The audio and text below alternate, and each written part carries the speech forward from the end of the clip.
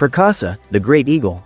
Nevertheless, Sang continues to climb the mountain, until at incredible speed, the eagle appears in front of him.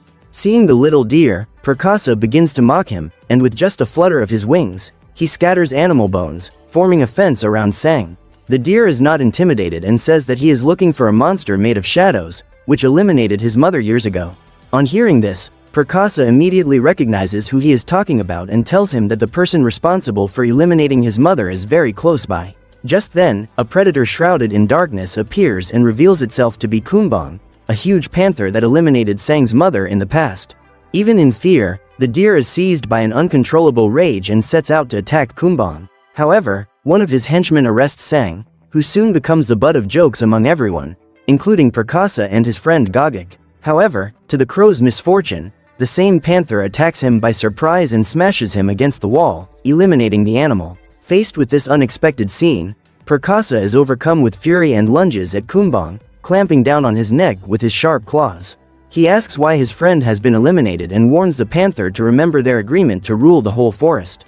However, the panther has other plans, and with its paw, it breaks the huge eagle's fingers and throws it at the other panthers, who begin to devour it.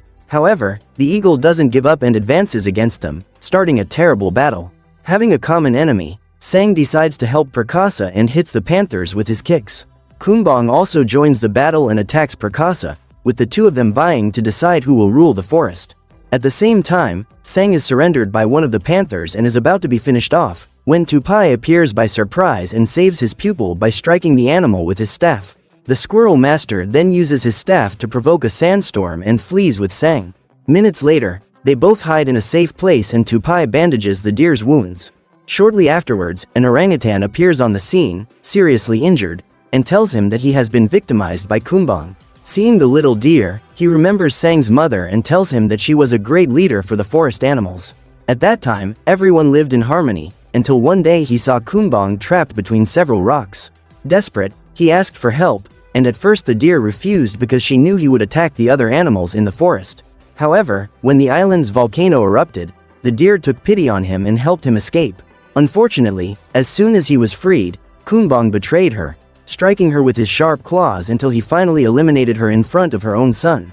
Sang cries when he learns of his mother's unjust fate, and in his last breath, the orangutan asks Sang to avenge him and bring peace to the forest. The next morning, the little deer and his master hold a flower funeral for the orangutan and Sang is more willing than ever to face Kumbang.